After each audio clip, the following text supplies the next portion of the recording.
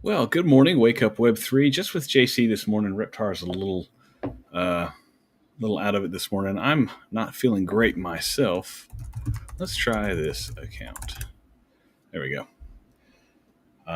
But yeah, hope you guys are feeling all right. Just a little this morning, but that's okay. We still have some news to get through, and we still got some stuff to talk about in the chat. So hope you're having a good Wednesday. Hope your Tuesday night was okay. And yeah, you guys, if you want to, you can go ping Reptar in the Discord if you want. But yeah.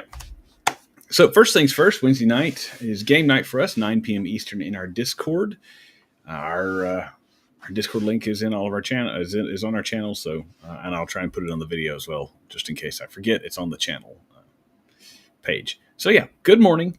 We got game night tonight. We will be hopefully dropping some more specific announcements for you. Just a little tease. And yeah, I see you guys pinging Reptar. I love it. And let's see. So what have we got going on today? Let me switch over here, share my little screen, and let's talk about the bubbles, my bubbles. Tap that, tap that. Here we go. So you can see the daily's looking green, which is good. We do have some good news that's pushing that. Although, let's talk about yesterday. Why? Yeah, exactly, Ice. Win, win, win. Let's talk about yesterday. Yesterday was still a red day. Projects are still down. Even I know they're showing green now, but that's just up from 7 p.m. last night. That's when the daily candle rolls over. Yesterday, stuff lost some value, and another. What was it? I'm going to go off the top of my head, and I'll find it later. Another few $billion in liquidations. Again, people leverage trading are not learning their lesson. They see that opportunity to make some money. They go, oh, okay, I guess all of the leverage wipeouts and the squeezes, short or long, are done with. So I'm going to go ahead and make my long bet here and try and catch this on the way back up because crypto's going back up. So yeah, it is. It's the retail guys that are going long and getting liquidated. It's not the big boys. They're not leverage trading. They're buying spot and holding. We did talk about yesterday someone actually making another almost $1 billion short on Bitcoin. So let's take a look and see what Bitcoin did yesterday. And let me get on the daily. So you can see in the last 12 hours here. So yesterday, that's last night at 10. Yesterday at 2 p.m. Yesterday morning, when we talked about this, it was at 111, and they were shorting. So I'm going to imagine this person who did this big short, I'm sure they have a stop loss, which means if you're shorting, you're betting it's going to go down. So if it goes up, exactly right, Mr. Gray, it's too volatile to leverage. But volatility is what makes the leverage traders game so enticing. But I'm imagining this person has a pretty tight stop loss to where if the price hits a certain point, they're going to go ahead and sell so that they minimize their loss. And if you're betting $1 billion, maybe you're willing to risk your if the price goes up and you lose $100 million, 10%, you're like, okay, I had $1 billion, now I have 900 million. That was a good risk, but I'm cutting it. And so if you didn't know, if you're doing leverage trading and you don't know that you can set your automatic stop loss, you don't need to be leverage trading. Warren Foskey, good to see you. Let's see. So I'm imagining if the price when he set this was at 111 and maybe he had a tight stop loss and he could have stopped his trade at 113, or maybe he's still holding on. I don't know. I haven't seen anything on that this morning. So Bitcoin doing mostly sideways stuff. Anything? I mean, ADA up 1.8, Crow up 2.6. What else we got? XRP 2.2, but that's after it's down yesterday. H bar still hanging out around 18 cents. Yeah. So still great for you if you XPL there, not bad. So this is a Chain Opera AI, so an AI play. And maybe we need to look at that a little bit better. Yesterday, it was rank, what would that be, 55? So yeah, let's see what it's done on the week. On the week, it's up 31 slots. So let's see, last Friday was the 10th. So that's interesting. On the 8th, it was at $4, and it didn't do much on the 10th. Still hanging out. It actually went up a little bit on the 10th. And yeah, Foskey, everything is looking green today. Still red for the week. But what happened here on the 12th? We'll have to dig into that. So obviously it's an AI play. Let me come over here and we'll do some basics on the thing here and check it out. You can see the fear and greed index slowly moving up. People are a little less scared. Obviously, last Friday, Saturday, Sunday, we were into the fear and even extreme fear a little bit. Yeah, altcoin season, we've moved back heavily. If you remember, right before I went on vacation, we were firmly into the 67 to 70 range up here. And now we're back into the Bitcoin dominance. And that's because while everything went down, Bitcoin went down the least. So it held its position. And since everything else went down, anywhere from 40 to 60%, Bitcoin owns a higher percentage of the market share, which is what this number means. Down to 3.8 trillion, which is, let's see what this did, because I wasn't here for this. Sorry, let me go over here. Let me see what this did. Gotta quit doing that. I got two screens going on. All right, so here's the 10th. Market cap went all the way down at its lowest point to, come on, 3.66 trillion. And then you can see we were up at almost 4.3. So what is that? 700 billion market cap. Oof, just oof. But today we're up 1%. Market cap eking back up over 3.8. Looking good there. RSI, that's for you traders. Yeah, good luck with that. But wanted to get into our topics for the day. As I know we didn't have a show on Friday or Saturday or Sunday or even Monday after this huge crash. And I think that was actually a good thing for us because it gave us a chance to see details come out about what happened on Friday and what were the factors that led to this huge flash crash and what were the things that made it worse. Who's to blame, who knew what when. So as we evaluate what happened, and this is only 5 days ago, but in crypto, 5 days feels like an eternity. But we start to evaluate what happened and why and who's responsible and who failed because of incompetence or bad setups and who failed because of malice or bad intentions. So I want to explore that a little bit today with some of the stuff that's coming out. That's for later. This is really the thing I wanted to pull up. Toby Cunningham shared crypto tips from, crypto tips. The one Patreon I actually pay for. But he linked to this article, and I want to share it with you. This is from finance.yahoo. So this is actually mainstream. Mainstream media is now calling out centralized exchanges on how utterly corrupt they are.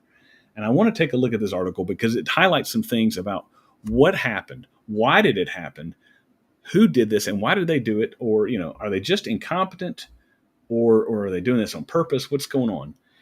If you guys remember, there's been a big push, and one of the reasons USDT, Tether, is always getting grief and people worrying that it's not going to be compliant with anything, or it's not going to be accepted in certain countries. It's because they don't show their proof of reserves, and they haven't had like independent audits. And that's something that's like, well, we're backed by these assets. Okay, well, show us. No, we don't have to show you. Okay, so we just have to take you at your word. That's the beauty of crypto is it's designed to be trustless. I don't have to trust you. I can just see the data. And if they're not willing to do that, that's the problem we're running into. So I want to take a look at the difference between centralized exchanges and decentralized exchanges, because Reptar and I and a lot of people here in the community and in the crypto space in general are very, very pro decentralization, because it not only honors kind of the ethos of Bitcoin and why it was created to be trustless, to be open source, to be something that everyone can see at all times and verify, to the centralized exchanges being a step removed and hiding things and manipulating things. So let's dig into this for a minute. This will be the kind of the main thing we talk about, and then I've got some good news as to why. Yes, this is a hiccup, but I think it's going to, even if it wasn't manufactured by the big boys see it as a huge opportunity to seize more assets and more control and a bigger slice of each crypto pie. But let's take a look at this. We'll dig into it, and I'd love to see what you guys think here in the live chat or in the comments. If any of this stuff sounds like, hey, I saw this, or I found out this, or have you looked at this? Please. I can't read and see and know everything. Reptar can't read and see and know everything. Ice, Foskey, Mr. Gray, like all of us together, we can figure out what's going on. But one person, two people is not going to be able to do it. So thanks for being here. Thanks for watching. Thanks for doing all the algorithm stuff, getting our channel out there. But we really are just trying to crowdsource our knowledge here. That's the whole purpose of Alpha Origins, is for all of us to get together and share what we know and figure out the best way forward. Anyway, without further preamble here, I'm going to take a sip.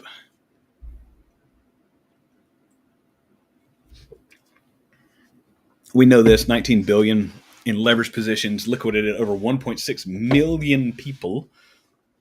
But this is the crux of this article and the crux of my argument and what I want to hear from other people in the space who are actually obviously more knowledgeable or, have a better understanding. So Hyperliquid is a decentralized exchange.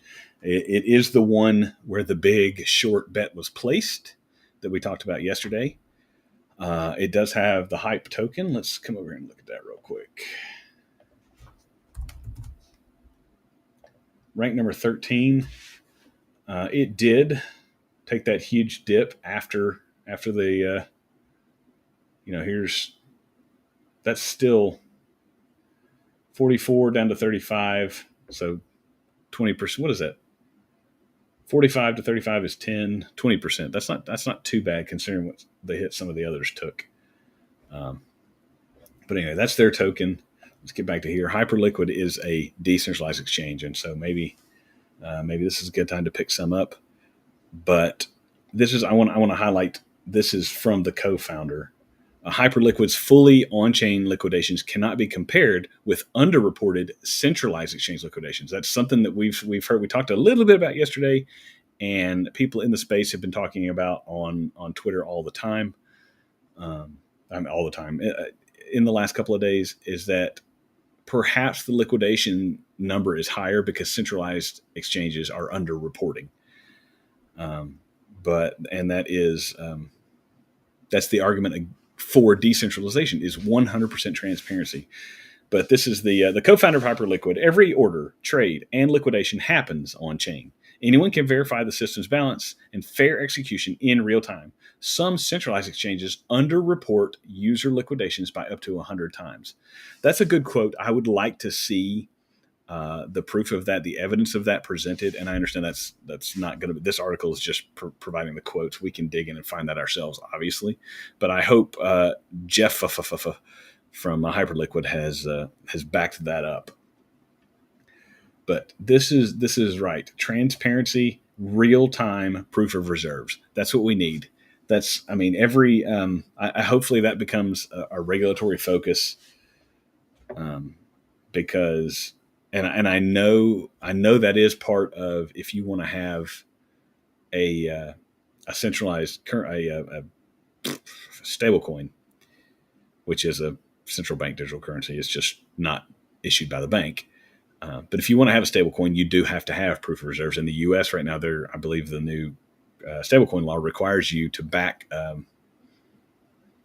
don't want to say, you have to back a large percentage of your stablecoin with treasury bonds. But yeah, this is so this is if you wanted to watch, this is there's a crypto an X thread if you want to watch it. But obviously, we talked about this yesterday. It followed the 100% tariff on Chinese announcement. Um, Bitcoin had a $20,000 swing, which is roughly 20%.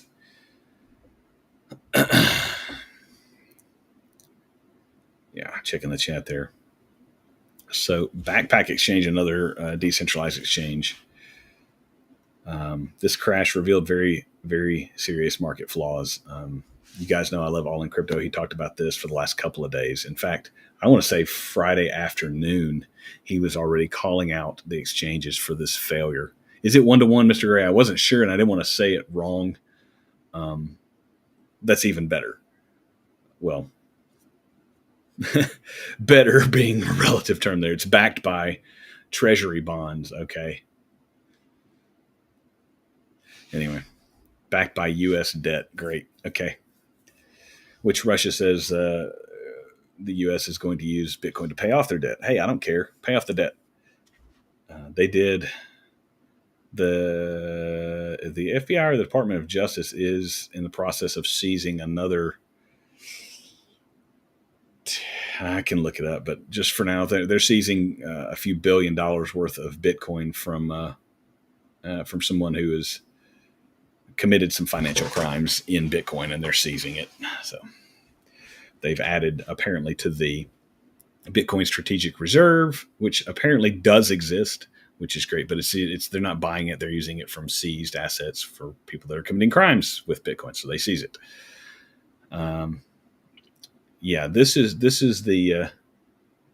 what happened.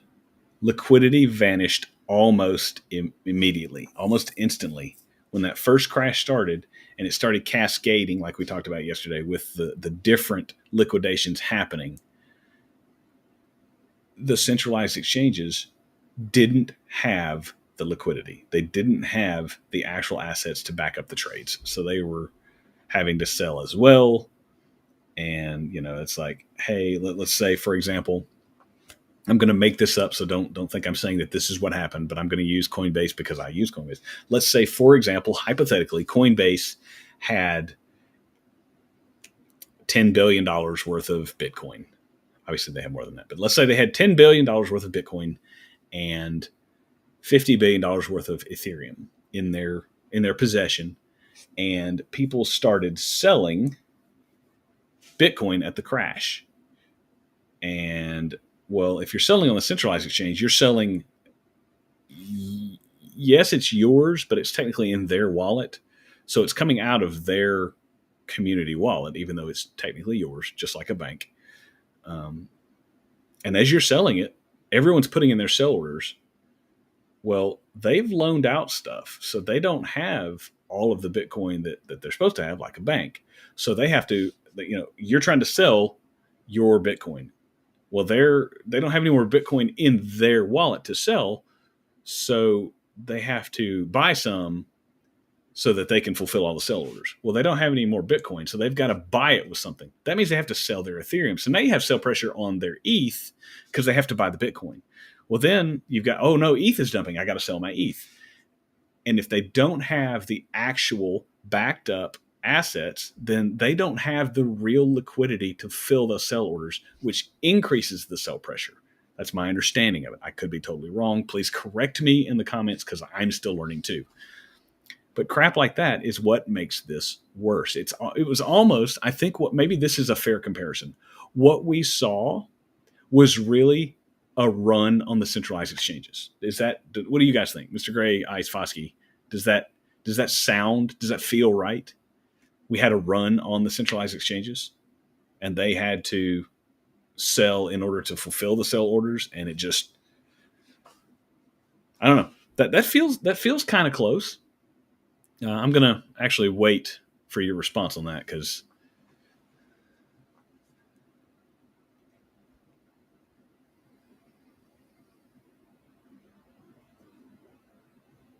I'm going to keep watching here. This is just an interesting aside. Reptar mentioned yesterday that USDE, Ethena's, stablecoin depegged, and the I guess Hasib Qureshi says, no, we did not depeg. He described Binance only flash crash caused by broken oracles and API failures. The OKX executive star, however, stated that Athena's openness should set a benchmark. However, she warned that USD is a tokenized hedge fund, not a one-to-one stablecoin. So that's important to note for that. But he's trying to clarify. Yeah, okay.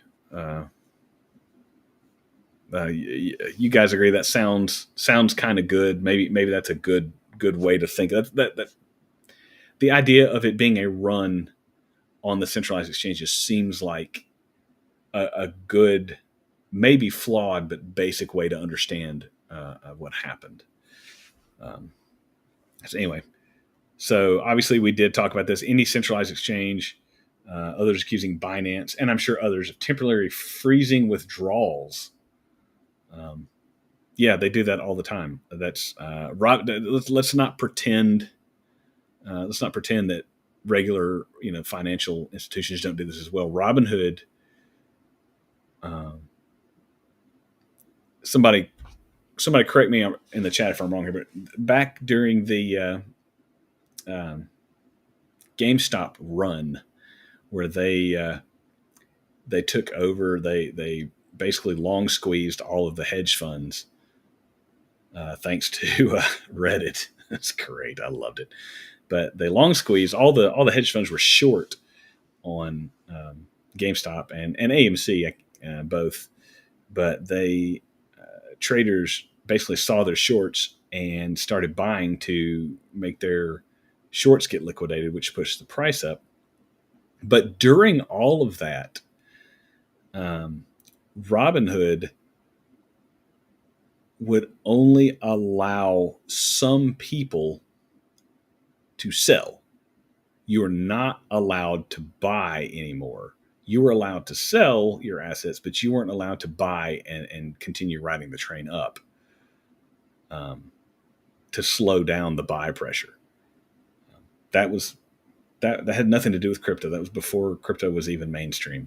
So let's not pretend that this doesn't happen elsewhere and it's a crypto only problem.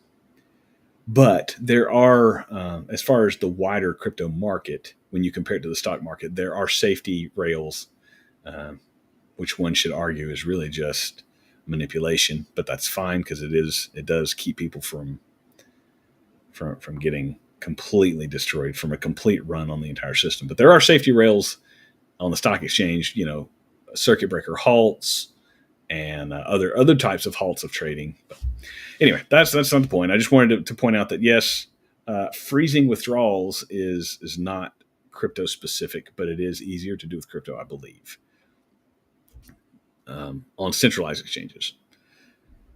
But yeah, by the way, we talked about yesterday, Binance is basically China's answer to Ethereum, and China has made some huge dumb money was the movie.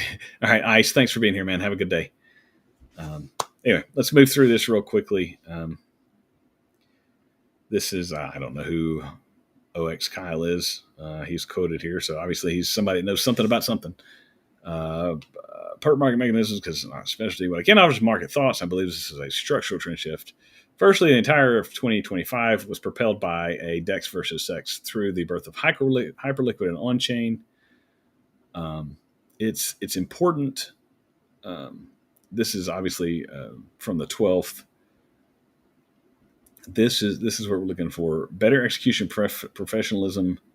We definitely need more openness, and it does take crap like this to show flaws in the system and for people to fix it.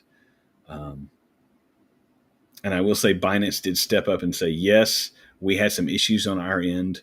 We are going to make those right.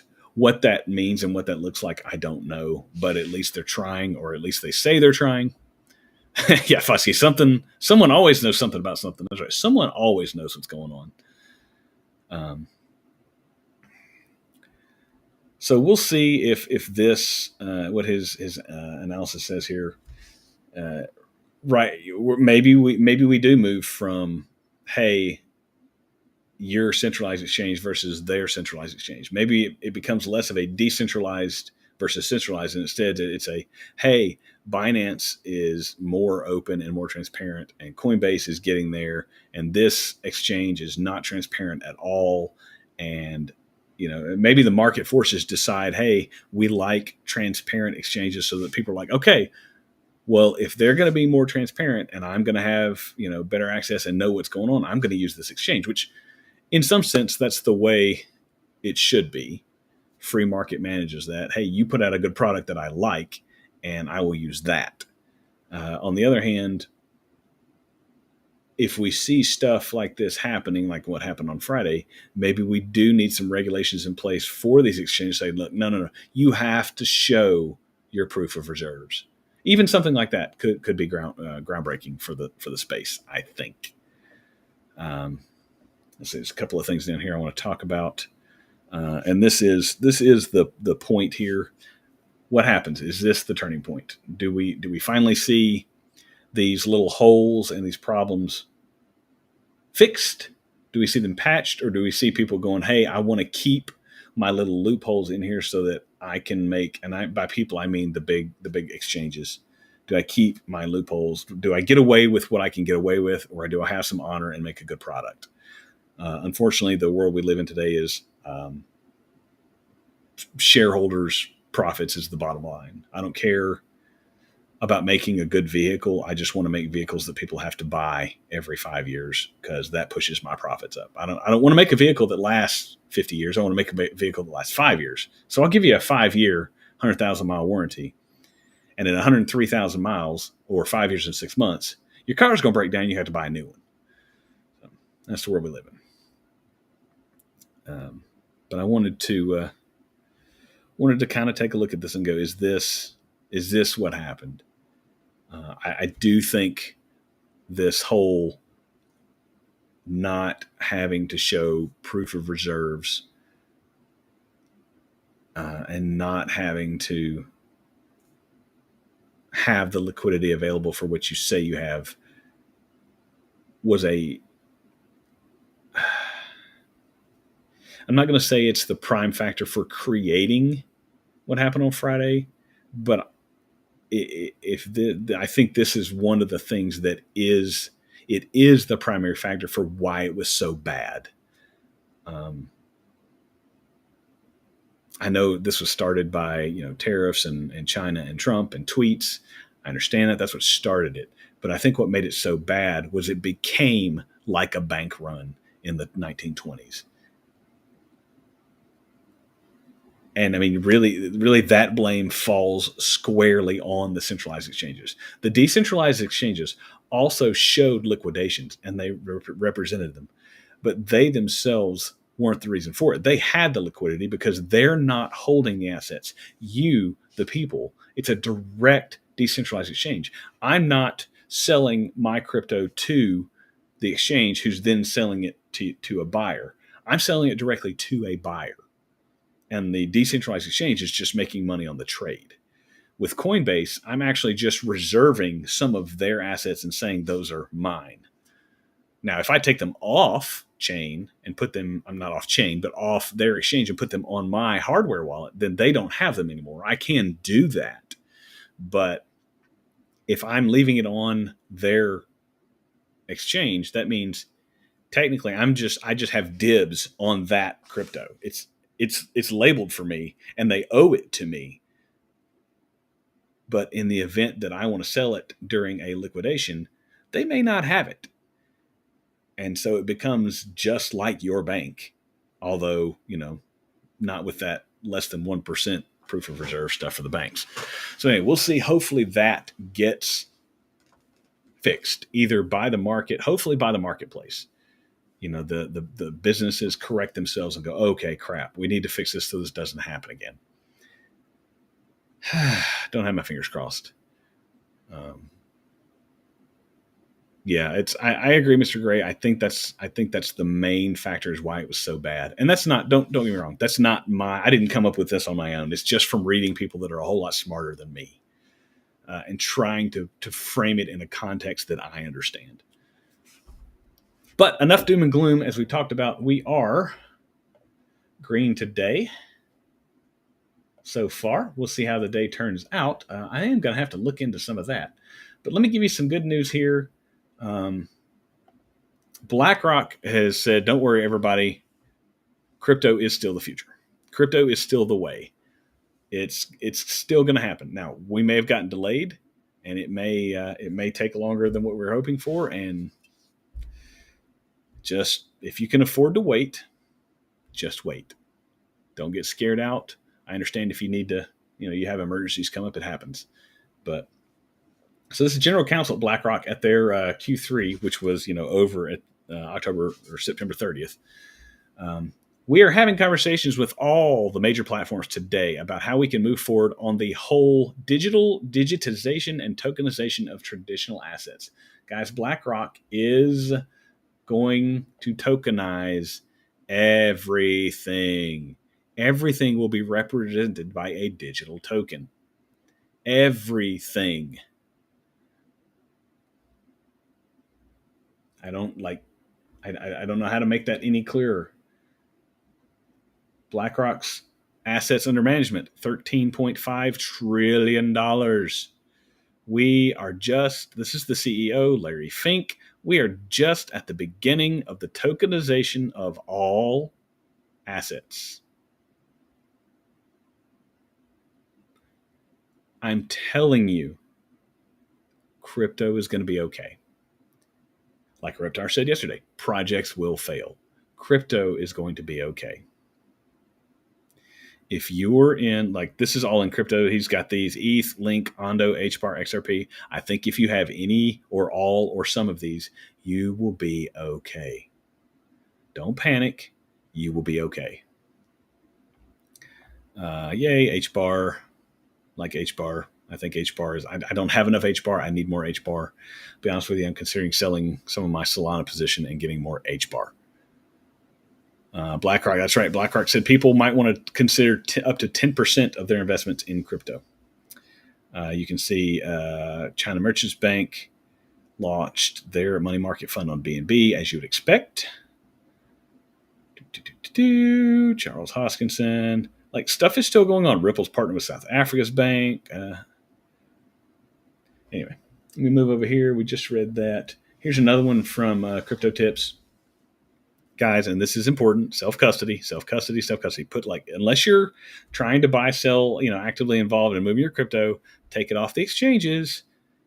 You can trade it on a decentralized exchange from your either your cold wallet, or you can move it from your cold wallet to a MetaMask or something like that, and you can stay away from centralized exchanges. This is right here. Multiple sources report the breakdown of liquidity on Friday. This is by far the most egregious by Binance. There you go. Just talked about that. But here you go. This is from that Q3 meeting, from the earnings call from Q3.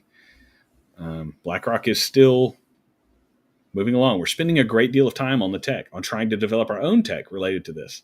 The whole idea of tokenization and digitization of all assets. It is our belief that we need to move rapidly, not just financial assets, but we need to be tokenizing all assets, especially assets that have multiple levels of intermediaries. Now, what remains to be seen is, okay, these assets will be represented on chain by a token. What does that do for those chains and their representative tokens? The XRP ledger. If they tokenize assets on the XRP ledger, does that thereby inherently increase the value of the XRP token? If they're putting them on ETH, does that make ETH go up? If they're putting them on HBAR, if they're putting them on Ondo, what does that do to the tokens? We'll see. But yeah, guys, that's what I got for you today. Like I said, I'm not feeling great. I'm gonna put it down for the day. I hope you guys have a good Wednesday. I hope you show up for game night tonight. Hopefully, I'm feeling better, and Reptar is too. Mr. Graham Foskey, thanks for being here this morning. If you're watching us on the replay, thanks for watching. Click all the stuff. If you would, please subscribe, ring the bell, share if you like it. probably want to, if you're interested in the Alpha Origins project as a whole in the community, you probably want to be at game night tonight. But have a great Wednesday. God bless you. Talk to you later.